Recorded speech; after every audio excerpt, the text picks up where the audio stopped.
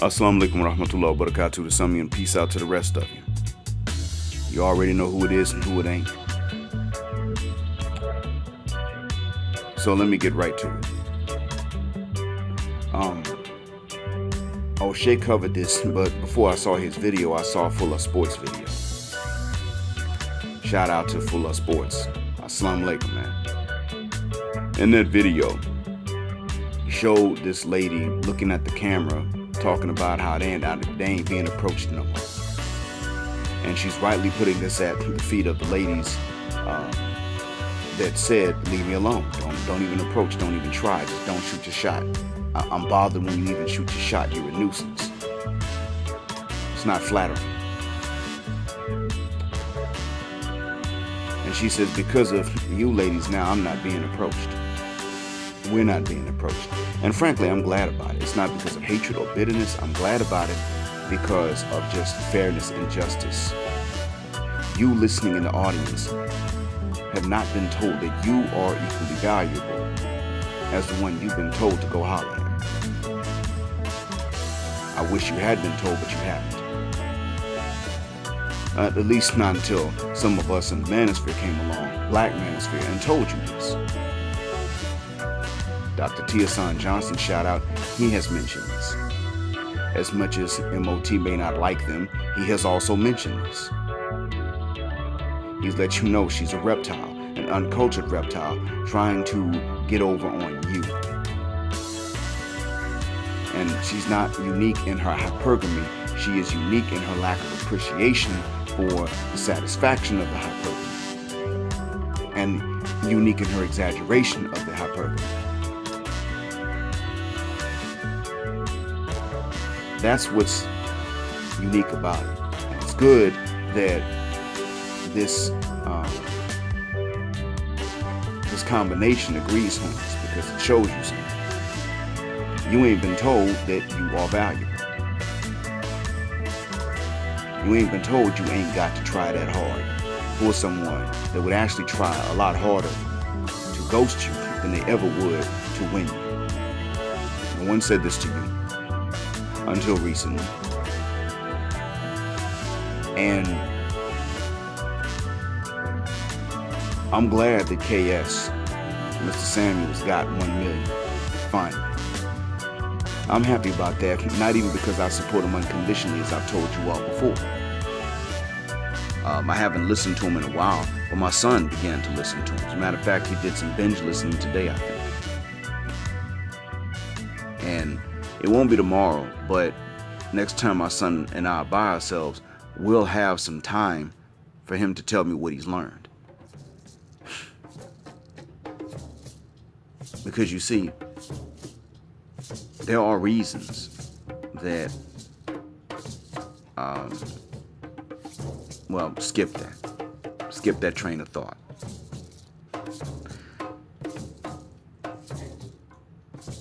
Coming back here, what I have seen, either I just did not notice or it was not as bad as it is now, but what I have seen has been exactly what I've been hearing about on YouTube for the past 2 years. Even before that. I've seen that when there's a couple of us, for the most part, bros have been getting shortchanged. Period. That's what I'm seeing. Saw a couple today, us. Black on black couple. Maybe they were siblings. I don't think so. He was in shape. She was out of shape. Bad. I wouldn't say obese, but it wouldn't take long. And so, I've started to try to pay a little bit more attention. And when I took my kids to a zoo, before that point, I noticed that I didn't see sisters that were in shape. Didn't see them. They weren't there. Not adults. I just didn't see it. I saw families, and the attitudes were nice and pleasant. I wasn't always seeing bad attitudes. I did see families even. But the only one I saw that was close to in shape turned out to be from Sudan. Now, mind you, I'm in Creole country. So I first saw and thought she may possibly be a very well melanated Creole. They do exist, who just had abnormally long hair. But then I heard her turn to her son and say, Ibrahim Ta'al, which means Abraham, come here. I looked behind and I said, excuse me, ma'am, you speak Arabic? We had a conversation. Turns out she's from Sudan, but she's actually living out in the countryside in the Gulf Coast. She said where she lives ain't nothing to do. I don't know how she wound up there. I guess her husband found a job. At the end of the day, the point I'm making is that that she was the closest to being in shape. She's out there with her family, with her children. She had several kids with her. As close to being in shape as a multiple mother could be. None I didn't see in ADOS that was in shape except for one working behind a counter. That's all I saw. There's a problem with the weight and with being out of shape, and with our sisters doing this but still demanding that the men be in shape. Now that was plain as day to me. I'm gonna tell y'all straight. Sisters ain't the only ones blowing up. They're the main ones blowing up before even having any kids. They blowing up the worst, yeah. I saw a lot of Latin Americans, not black admixture that I could tell. Saw plenty of them at the zoo, families. Ladies with different weights, but the weight did coincide. The weight was directly proportional to how many kids were there. And even then, they weren't blowing up the way sisters were. I saw that. Saw the families. And I ain't gonna front, Mexico has an epidemic of obesity, and the Mexicans in the United States have an epidemic of obesity. It ain't all fun and games to them either. But at the end of the day, it was not as bad as what I saw with us. And one thing I could say is that the men didn't have to be bodybuilders to be with them. Whereas in our case, Shine got to be in shape to be with her while she's out of shape. And that's not okay.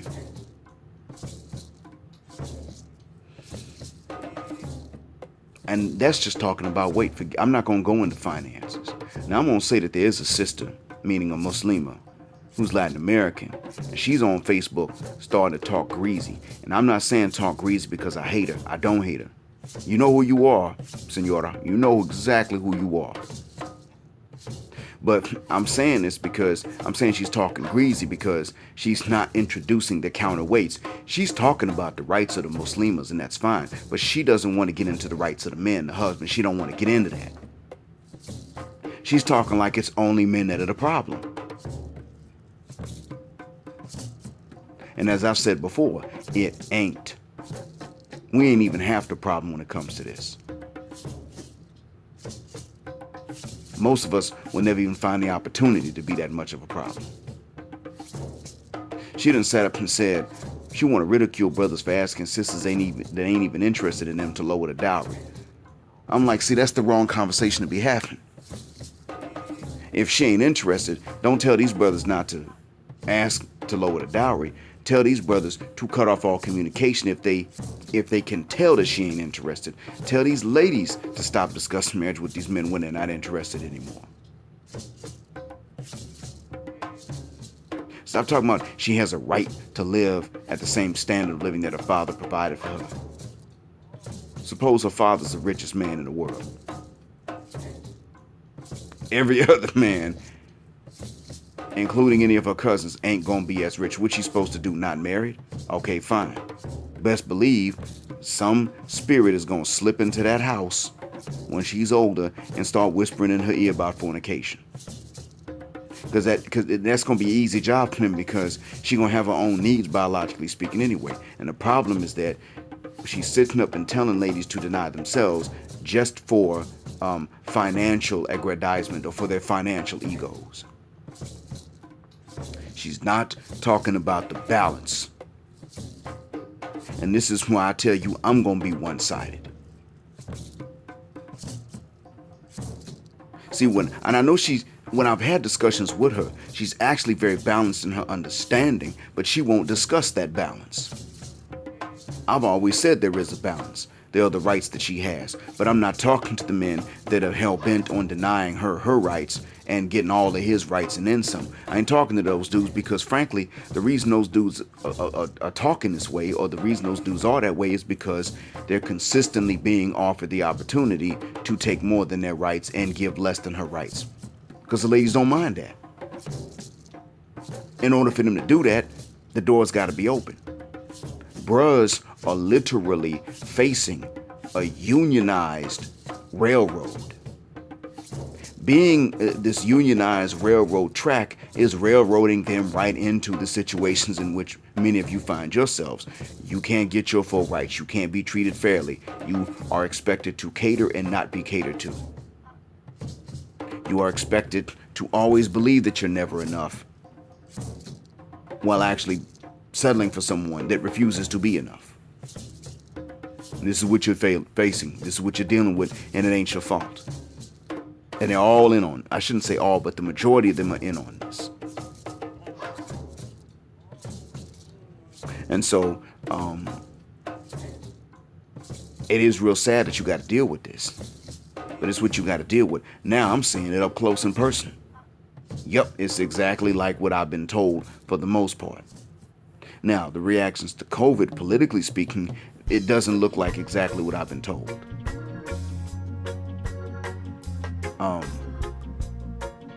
I have noticed that soap costs the same, but the bars are smaller. I picked up on that.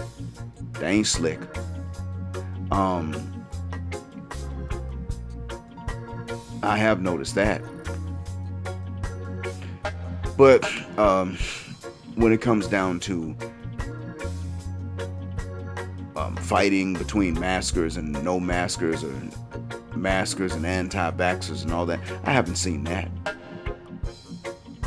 Now, what I can say is that there are 3 businesses in my hometown whose owners were spotted and photographed at the Capitol on the day of the Capitol riot. I don't know if they were photographed outside of the Capitol where it was legal for them to be, or if they were photographed inside Capitol Hill where it was illegal for them to be. I'm not really sure which one. What I do know is that they were photographed there that day by their own friends. And one of those businesses is so popular with black folk in my hometown, they won't even boycott it. But when it comes down to not politics, but exactly the topic of the gender relations within our race, I'm seeing exactly what it is I've been told. You got to be pretty much out of her league to have a chance with her. Now, how fair is that? I can tell you, if it was fair, they wouldn't have offered you that deal. That wouldn't be what they insist on if it was fair. They are insisting on what is unfair to you because it is unfair. Because they hate you that much.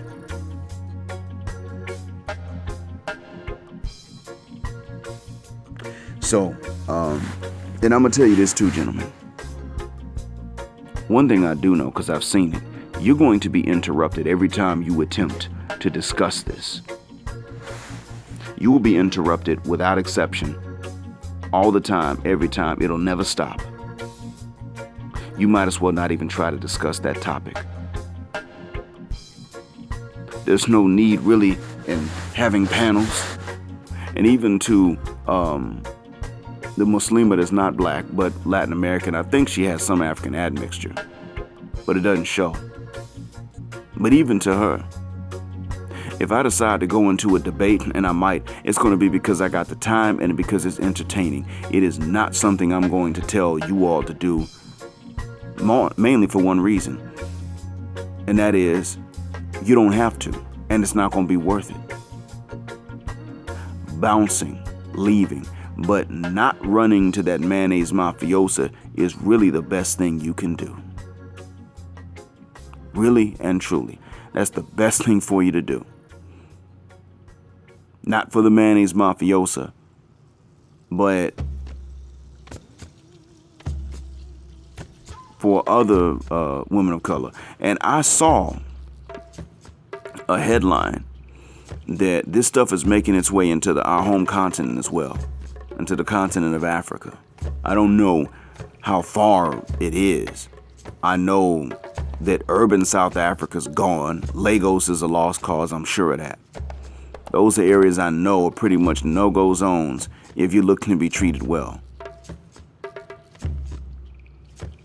But what I can tell you too, though, is that if the continent is pretty much gone, or just relatively developed areas of the continent are pretty much gone because they're cities, and you got to go into the bush where you can't stand to live in order to find someone that's going to treat you well, don't do it. Don't do that. Don't do that. Because you can still go to Southeast Tropical Asia in some cities, at least medium-sized cities, and find someone that's going to treat you like you're the man. Because they're going to demand you be that when the bills come due. Why not? That's what you're going to find.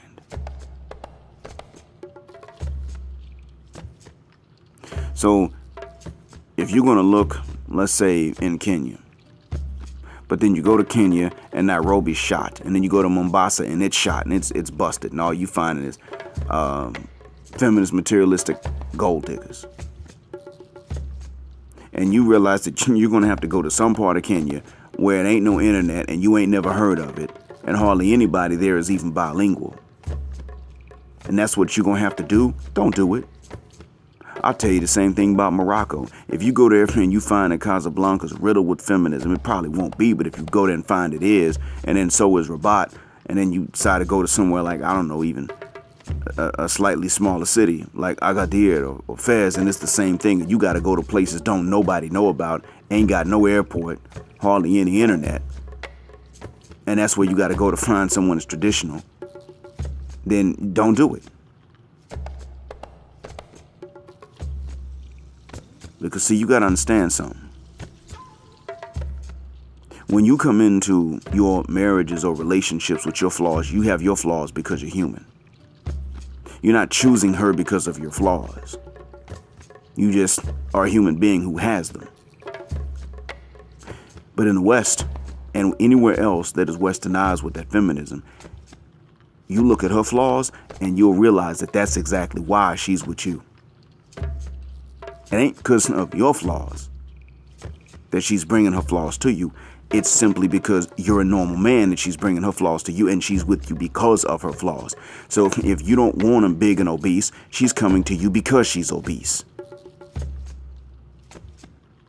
You ain't looking to raise some other men's kids. The ones that are coming to you because of the other men's kids they have. And that's where the difference comes in. You come into the relationship with your strengths and your flaws because you're human. She comes in with her flaws because that's all she wants you to have anyway. And that's an attitude of contempt and hatred. You cannot stay with someone like that. You can't be loyal to them. You can't try to debate them unless you're just doing it for fun. You're just simply going to have to subvert all of their efforts to stop other men from realizing that that's what it is. That's it.